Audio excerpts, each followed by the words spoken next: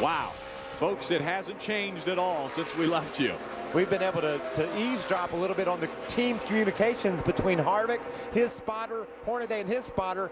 Kevin's trying to help him not only by blocking, but he's telling Ron different lines that he might be able to try. He said, I went low into turn 3. I let off a little bit early, and I got more grip, Ron. Try that. Yeah, Michael, it reminds me of the time I was spotting for you at Dover. Yeah.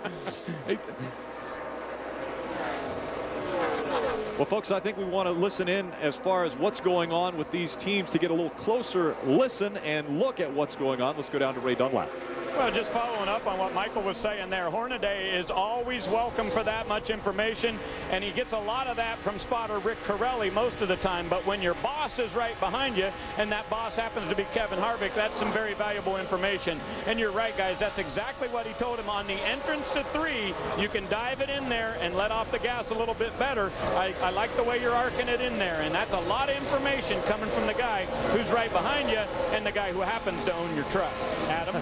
24 hours, a lot of things can change, and that's certainly the case for Johnny Benson. They were struggling this time last night to find the handle on this race truck. It's much better this evening riding 8th as Benson where he started, but he has said he has no grip on any corner of this truck, and he wants it fixed when they come in for a pit stop. Trip Bruce has been very calm on the radio. I would anticipate a chassis adjustment when they come down pit road. Kristen? Well, Adam, I know you're monitoring Johnny Benson. You've got Ray up there at front monitoring Ron Hornaday back here on the end of pit road to expand on what Ray was saying about Harvick and Hornaday. Harvick said, I'm starting to get a run in 3 and 4. He then passed that information along to his team. His team then told him, yes, we've passed that along to Rick Corelli. So like you said, not only is he finding lines for his championship driver, he is actually riding shotgun, if you will, albeit in another truck. Guys, I'm telling you, there's a truck we need to think about right here. This 59 truck, this Team ASC Harris trucking truck of Terry Cook has really been on the move. He's moved all the way up into the top 5. You know, ASC is leaving the sport. What a longtime sponsor, Mikey. They've announced that they will be leaving at the end of this season. So a last race for them, but a good one. Well, and Phil, he's running in the 5th spot, but lap after lap, he's a couple of tenths faster than our leaders. He's the fastest truck on the whole track. And, you know, he went by Johnny Benson running up high. As you can see there, off turn 4, Terry Cook right out by the outside wall. I thought maybe Johnny would adjust his line a little bit and see if he could do what Terry did, but Johnny couldn't. He couldn't keep up with Terry, and Terry's driving to the front. I talked to Jim Harris, and I said, Jim, you got that thing running? He said, chemistry. He said it's all chemistry. He said when Terry came over there, he just picked the whole team up, and that truck has run really great here in the last few races. Well, very close call. Rick Crawford right there just a few moments ago got a little bit loose getting down in the corner, had to chase that truck up the hill, and fortunately Johnny was able to squeeze by before Rick needed that space. And looking back at Rick Crawford from Johnny Benson's onboard, it's Ron Hornaday and Kevin Harvick. They've been able to pull away from the rest of the field by 2 seconds now. Eric Darnell running 3rd. He's almost 2 seconds back. Then it's Dennis Setzer. Terry Cook, we talked about him running faster laps, so he's catching those guys up front. Ron Hornaday, his life is getting made so much easier right now by Kevin Harvick. He's got Harvick behind him. This is a big, fast racetrack. These trucks create a lot of drag. Harvick is helping push Hornaday down the straightaway, speed down the straightaway. Hornaday knows Harvick's not going to mess with him in the corner. He backs off of him and drives right back up on the back of him when they come down the straightaway. He's been able to push Hornaday away from the field so far. And it looks like right now that Kevin Harvick, if he wanted to, he will drive by Ron Hornaday and drive away. If he wanted to is exactly right. And that's a great feeling to have your truck leading and running second and one that you know he could pass him if you wanted to. But at the same time, Ron Hornaday is still running good laps because they have separated themselves from 3rd by over 2 seconds. So those 2 trucks are running extremely well together. We knew this was going to happen. Under the lights, the final race of the season. Ron Hornaday, Johnny Benson battling it out. The bright lights at Homestead, Miami Speedway. We've been waiting all season to find out who will it be, who will be crowned the 2008 champion. Well, it's underway. Stay with us. We'll be right back.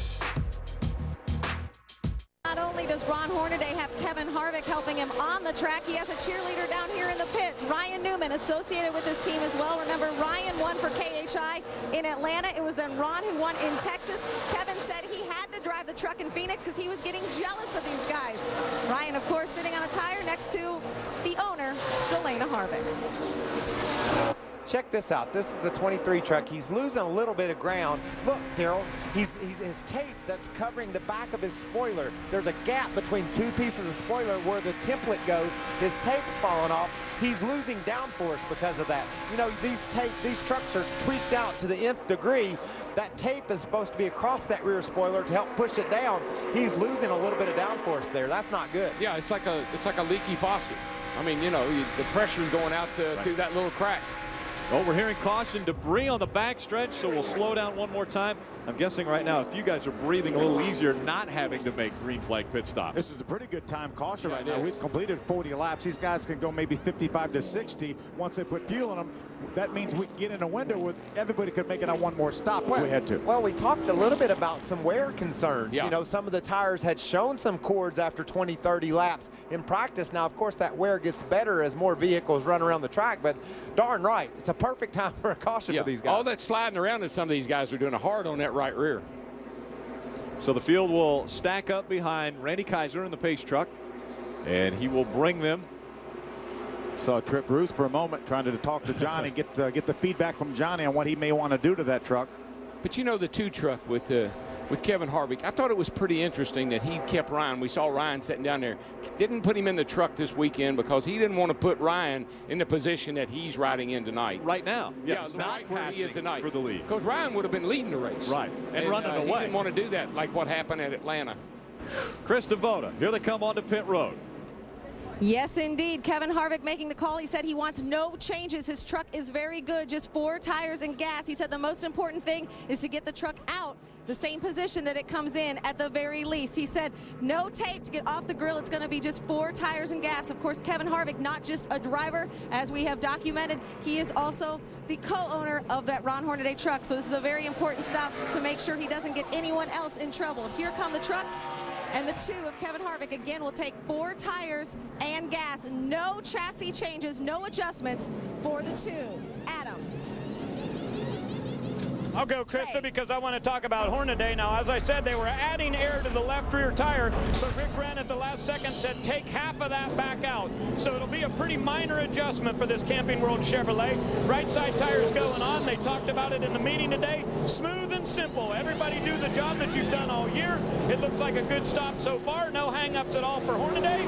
He is down and away, back to the racetrack. Center of your screen, Eric Darnell, 4 tires and fuel. He was free in and off. He gets 4 tires. And Johnny Benson, a bit of a struggle on the left rear. He pulls away, but Benson going to lose some spots as he exits the pit lane. He too gets 4 tires, fuel, and a chassis adjustment. We saw the race off of pit road. Benson actually came out 8th, but there was a few drivers that jumped up a few spots and a couple others that dropped back a few spots. We'll shake it all out as far as where we will restart here at Homestead Miami Speedway. Our first pit stop by our championship contenders pretty much unscathed.